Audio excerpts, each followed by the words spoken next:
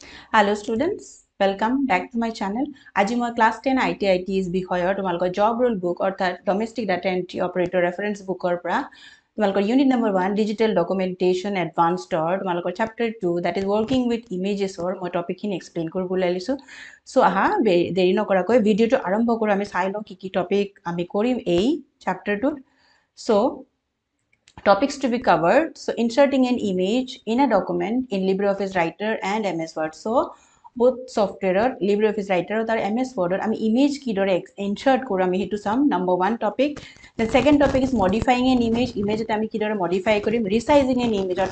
picture akar can go colony korim, pura more korim. Or modify man ami color dim ba modify korim ami. Color dim বা size সৰু ডাঙৰ কৰিম বা আমি formatting apply কৰিম বিভিন্ন ধৰণৰ ফৰমেটিং এপ্লাই কৰিম contrast বা gradient বিভিন্ন ধৰণৰ number 4 drawing objects so changing properties of drawing objects অর্থাৎ drawing object আমি insert কৰিম আৰু তাৰ পিছত properties বোৰ আমি change কৰিম lastly আমি drawing object বোৰক আমি group কৰাটো শিকিম so আহা আমি এটা এটা কৰিম number 1 topic টো হৈছে inserting an image in a document so আমি যেতিয়া document এখনত image insert কৰিব যাও আমি চাৰি প্ৰকাৰে image insert কৰিব পাৰো number 1 আমি insert menu ব্যৱহাৰ কৰি image insert কৰিব পাৰো number 2 আমি drag and drop কৰিব পাৰো number 3 আমি copy paste কৰিব পাৰো আৰু number 4 আমি link use কৰি পলে আমি image এটা insert কৰিব পাৰো document এখনত so মই LibreOffice Writer আৰু MS Word দুটাতে তোমালোকক মই এই গুটেখিনি টপিক মই এক্সপ্লেইন কৰিম কাৰণ তোমালোকৰ থিওৰি এক্সামৰ বাবে তোমালোকৰ LibreOffice Writer তে কোৱেশ্চন বোৰ আহে তোমালোকৰ স্টেপ বোৰ আহে তো তোমালোকে LibreOffice Writer টো জানিবই লাগিব আৰু প্ৰ্যাকটিক্যাল এক্সামত তোমালোকে MS Word টো কৰিব পাৰা তোমালোকৰ যেটো ইজি লাগে হেতু কৰিবা কিন্তু তোমালোকে LibreOffice Writer টো জানিবই লাগিব ওকে সো আহা আমি প্ৰথমতে LibreOffice Writer আমি চাই লওঁ এই গুটেখিনি টপিক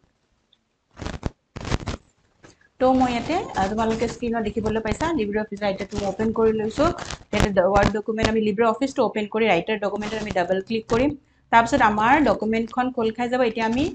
ফাৰ্স্ট টপিক টো ইনসাৰ্টিং এন ইমেজ আমি এটো কৰিম ইমেজ ইনসাৰ্ট কৰিম সো প্ৰথমতে মই কৈছো যে ইমেজ আমি প্ৰথম মেথড টুল ইনসাৰ্ট মেনুত ক্লিক কৰিম তাৰ পিছত আমি ইনসাৰ্ট মেনুত ক্লিক কৰিম তাৰ পিছত ইমেজ অপচনত ক্লিক কৰিম তাৰ পিছত তোমালোকৰ যেটো লোকেশনত পিকচাৰ আছে হেতু লোকেশনত তোমালোকে যাবা তাৰ সাপোজ মই এটো ইমেজটো মই সিলেক্ট কৰিলো পিকচাৰ ফোল্ডাৰৰ পৰা তাৰ পিছত মই ওপেনত ক্লিক কৰিম সো আমাৰ ইমেজ ইনসাৰ্ট হৈ যাব আৰু যেটা ইমেজ এটা সিলেক্ট হৈ থাকে তোমালোকে দেখিবলৈ পাবা 8টা হ্যান্ডেল আমি দেখিবলৈ পাওঁ সো এফালে 3টা হ্যান্ডেল এবিলাক হ্যান্ডেল বুলি কোৱা হয় সৰু সৰু স্কয়াৰ সাইজ বিলাক বক্স আহিছে এটো হ্যান্ডেল বুলি কোৱা হয় সো যিকোনো ইমেজ বা অবজেক্ট আমি যদি সিলেক্ট কৰো তেতিয়া আমি 8 হ্যান্ডেলস আমি দেখিবলৈ পাওঁ এটো কোৱেশ্চন প্ৰায় আহে সো যেতিয়া এই হ্যান্ডেলৰ সহায়ত আমি কি কৰিব পাৰো আমি বিলাকক ৰিসাইজ কৰিব পাৰো সৰু ডাঙৰ ওকে সো ফাৰ্স্ট মেথড মই তোমাক দেখালো যে ইনসাৰ্ট মেনু ব্যৱহাৰ কৰি কেনেকৈ আমি ইমেজ এটা ইনসাৰ্ট কৰো নেক্সট আছিল যে এই লিংক ব্যৱহাৰ কৰি ওকে সো এটো আমাৰ ডাইৰেক্ট ইমেজ টো ইনসাৰ্ট হৈছে যে অৰিজিনাল যেটো ইমেজ আছিল তাৰে এটা কপি আমি ইনসাৰ্ট কৰিছো ওকে সো এটা আমি লিংক ইউজ কৰি পেলে আমি কি কৰিব পাৰো ইমেজ এটা ইনসাৰ্ট কৰিব পাৰো কিন্তু what is the difference to কি সো তাৰ বাবে মই আগতে ইনসাৰ্ট কৰিলো সো ইনসাৰ্টত মেনুত ক্লিক কৰিবা ইমেজত ক্লিক কৰিবা আৰু তাৰপিছত লিংকটো যদি ইনসাৰ্ট কৰিব লাগে তেতিয়া হলে আমি এই পাৰ্টিকুলাৰ ইমেজটো সিলেক্ট কৰি যেটো লিংক বক্স আছে দেখিবলৈ পাইছা লিংক বক্সত আমি ক্লিক কৰিম আৰু ওপেনত ক্লিক কৰিম তাৰপিছত এনেকুৱা এটা আমাৰ বক্স আহিব যত আমাৰ ক্লিপ লিংকত আমি ক্লিক কৰিম সো এটো আমাৰ লিংক আমাৰ ইমেজৰ লিংক ইনসাৰ্ট হৈছে not the image এটো কৰিলে আমাৰ কি সুবিধা হয় যে আমাৰ ডকুমেন্টখনত যদি আমি বহুত ইমেজ ইনসাৰ্ট কৰিব লাগে তেতিয়া হলে আমি কি কৰিব পাৰো এনেকে লিংক ইনসাৰ্ট কৰি যাব পাৰো অৰিজিনাল ইমেজটো তাৰমানে আমি লিংকটো ইনসাৰ্ট কৰিছো তেতিয়া হলে কি হয় আমাৰ ডকুমেন্টখনৰ সাইজটো কম হয় এটা প্ৰবলেম কি হয় অৰিজিনাল ইমেজটো যদি সোৰ্সৰ পৰা ডিলিট হৈ যায় তেতিয়া হলে কিন্তু এটো লিংকটো ডিলিট হৈ যাব এটো কিন্তু যেটো আমাৰ বেলেগ প্ৰথম মেথডটোৰ ক্ষেত্ৰত হেতু নহয় কাৰণ এটা কপি তাতে ইনসাৰ্ট হয় আৰু ইয়াতে অকল লিংকটো আমাৰ ইনসাৰ্ট হয় সো ইয়াতে আমাৰ ডকুমেন্টৰ সাইজটো কমাই দিয়ে কিন্তু আগৰটোত কিন্তু ডকুমেন্টৰ সাইজটো নকমায় ওকে সো এই দুটা মেথড হল এতিয়া আমি কৰিম কপি পেস্ট কৰাৰ বাবে সাপোজ মই উইন্ডোজ এক্সপ্লোৰাৰত গলো আৰু পিকচাৰ ফোল্ডাৰত গলো সো মই যেটো আমি ইনসাৰ্ট কৰিব লাগে হেতু কপি কৰিম সো সাপোজ মই এটো কপি ইনসাৰ্ট কৰিব এটো পিকচাৰ মই কপি কৰিব লাগে সো এটোক মই সিলেক্ট কৰিলো কিবোৰ্ডৰ পৰা Ctrl C প্ৰেছ কৰিলো আৰু মই LibreOffice Writerত আহিলো আহি পেলে মই ইয়াতে পেস্ট কৰি দিম সো এটো 3 নম্বৰ মেথড আমাৰ যিকোনো ইমেজ এটা আনা Ctrl V প্ৰেছ কৰিম সো আমাৰ ইমেজটো কি হ'ব ইয়াতে ইনসাৰ্ট হৈ যাব সো এইটো 3 নম্বৰ পদ্ধতি যাৰ সহায়ত আমি ইমেজ এটা ইনসাৰ্ট কৰিব পাৰো সো 4 প্ৰকাৰে আমি ইমেজ ইনসাৰ্ট কৰিব পাৰো সো এইটো 3 নম্বৰ পদ্ধতি হৈ গল আৰু এতিয়া আমি 4 নম্বৰ পদ্ধতি কৰিম যেটো drag and drop okay so এইটো জাস্ট মই ডিলিট কৰি দিছো দেখাবৰ কাৰণে কৰিলে এতিয়া মই ড্ৰেগ এন্ড ড্ৰপটো কৰিম সো ড্ৰেগ এন্ড ড্ৰপ কৰাৰ কাৰণে উইন্ডোজ এক্সপ্লোৰাৰত আহিলো আৰু যেটো ইমেজ ইনসাৰ্ট কৰিব লাগে হেতু ইমেজৰ আমি কি কৰিম এনেকে ড্ৰেগ কৰি পেলে আমি কি কৰিম আমি টানি দিম এনেকে আমি এতে এৰি দিম ওকে এৰি দিয়াৰ লগে লগে কি হ'ব এটা আহি আছে এটা এৰি দিয়াৰ লগে লগে কি হ'ব এটা ইমেজটো ইনসার্ট হৈ গৈছে সো তোমালোকে দেখিবলৈ পাইছা ইমেজটো ইনসার্ট হৈ গৈছে সো এইটো 4 নম্বৰ পদ্ধতি আছিল ইমেজ ইনসাৰ্ট কৰাৰ ওকে সো নেক্সট আছিল মডিফাইং ইমেজ মানে যেটো ইমেজ আমাৰ মডিফাই কৰিব লাগে হেতু ইমেজক আমি কি কৰিম ক্লিক কৰিম সো সাপোজ ওপৰৰ এটা ইমেজ মই মডিফাই কৰি দেখাই দিছো প্ৰথম যেটো আমি ইনসাৰ্ট কৰিছিলো সো এইটো ইমেজ আমাৰ অকমান ডাঙৰ হৈছে সো এইটো মই সৰু কৰি দিছো এখানে কি হল সো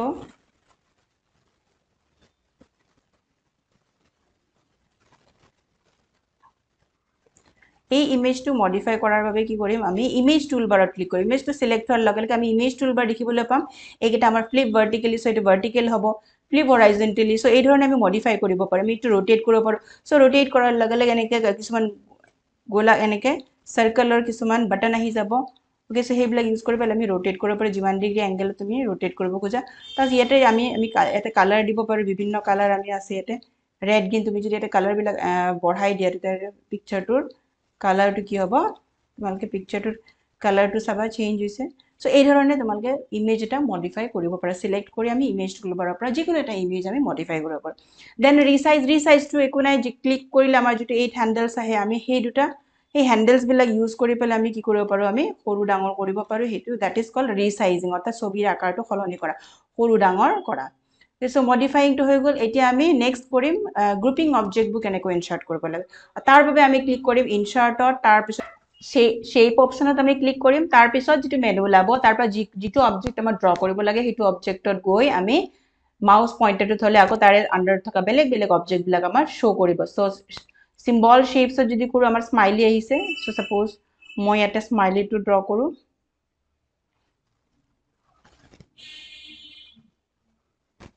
এটা কাম কৰো মই আগৰ পিকচাৰখিনি মই ডিলিট কৰি দিছো এতিয়া আমাৰ পিকচাৰৰ কাম নাই সো মই পিকচাৰ এটা ডিলিট কৰি দিছো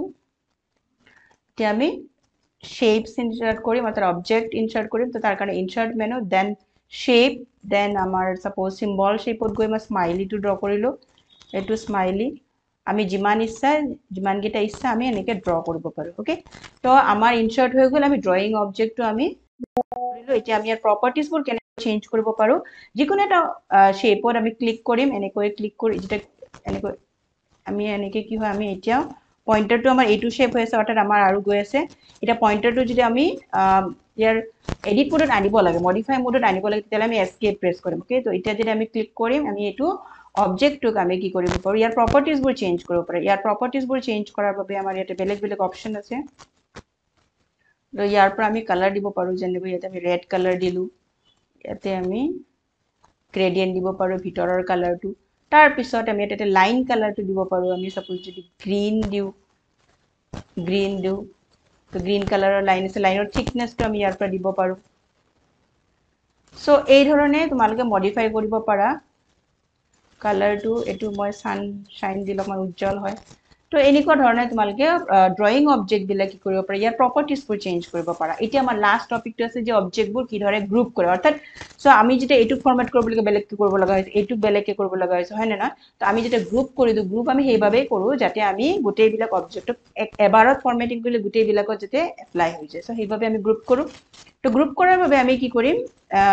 কিবোৰ্ডৰ পৰা শিফট টু প্ৰেছ কৰিম আৰু গোটেই বিলাক অবজেক্ট আমি এইদৰে সিলেক্ট কৰি যাম ওকে সো আমাৰ এটো কি হল গোটেই বিলাক অবজেক্ট সিলেক্ট হৈ গল এতিয়া আমি ফৰম্যাটত মেনুত ক্লিক কৰিম আৰু লাষ্ট যেটো তলত আছে অপশনটো গ্ৰুপত গৈ পেলে আমি গ্ৰুপত গৈ পেলে আকৌ গ্ৰুপত ক্লিক কৰিম সো এইটো গ্ৰুপ হৈ গল আমি কেনেকৈ গম পাম যে এইটো গ্ৰুপ হৈছে বুলি সো এটা যেটা মুভ কৰিবা সবা একেলগে মুভ হৈছে ওকে সো এটা যেটা আমি কালাৰ এপ্লাই কৰিম গোটেই বিলাকত কালাৰ আমাৰ এপ্লাই হ'ব সো ইয়াতে যেতিয়া মই এটো গ্ৰেডিয়েন্ট দিলু ইয়াতে মই শাইন দিল এইটো কালাৰ যদি মই দিওঁ ৰেইনবো কালাৰটো দিওঁ দেখিছা যিকেইটা ওপৰতো গ্ৰুপ হোৱা নাছিলে সো ওপৰতো এপ্লাই হোৱা নাছিলে ওকে সো লাইন কালাৰটো ৰেড দিলো সো গোটেইবিলাকত এপ্লাই হ'ব লাইন থিকনেছটো যদি মই দিওঁ এনেকৈ দিছোঁ সো গোটেইবিলাকত এপ্লাই হৈছে সো সেইটোৰ বাবে আমি কি কৰোঁ অবজেক্টবোৰ গ্ৰুপ কৰোঁ এতিয়া যদি আমি আনগ্ৰুপ কৰিব লাগে আকৌ সিলেক্ট হৈ থকা অৱস্থাত আমি অবজেক্টখিনি সিলেক্ট হৈ থকা অৱস্থাত আমি আকৌ ফৰমেট মেনুত ক্লিক কৰিম গ্ৰুপত গৈ আকৌ আমি আনগ্ৰুপ কৰি দিম সো কি হ'ব গোটেইবোৰ আনগ্ৰুপ হৈ গ'ল সো এটা এটাকৈ সিলেক্ট হৈছে তোমালোকৰ থিয়ৰী কাৰণে তোমালোকে লিব্ৰিঅফিছ ৰাইটাৰৰ গোটেইখিনি ষ্টেপ তোমালোকে মনত ৰাখিবা কাৰণ থিয়ৰী এক্সামতো ষ্টেপবোৰ আহে প্ৰেক্টিকেলৰ বাবে তোমালোকে MS Wordতো কৰিব পাৰা সো ভিডিঅ'টো ইয়াতে শেষ কৰিছোঁ তোমালোকে যদি চেনেলত নতুন আছে চেনেলটো ছাবস্ক্ৰাইব কৰি থবা কাৰণ এই কিতাপখনৰ এমপ্লয়াবিলিটি স্কিল কিতাপখনৰ গোটেইখিনি টপিক মই এক্সপ্লেইন কৰি যাম কুৱেশ্যন আনসাৰবোৰো দি যাম আৰু যদি ভিডিঅ'টো দ্বাৰা উপকৃত হৈছে তেতিয়াহ'লে লাইক কৰিবা কমেণ্ট কৰিবা আৰু বন্ধু বান্ধৱীৰ সৈতে শ্বেয়াৰ কৰিবা ওকে সো থেংক ইউ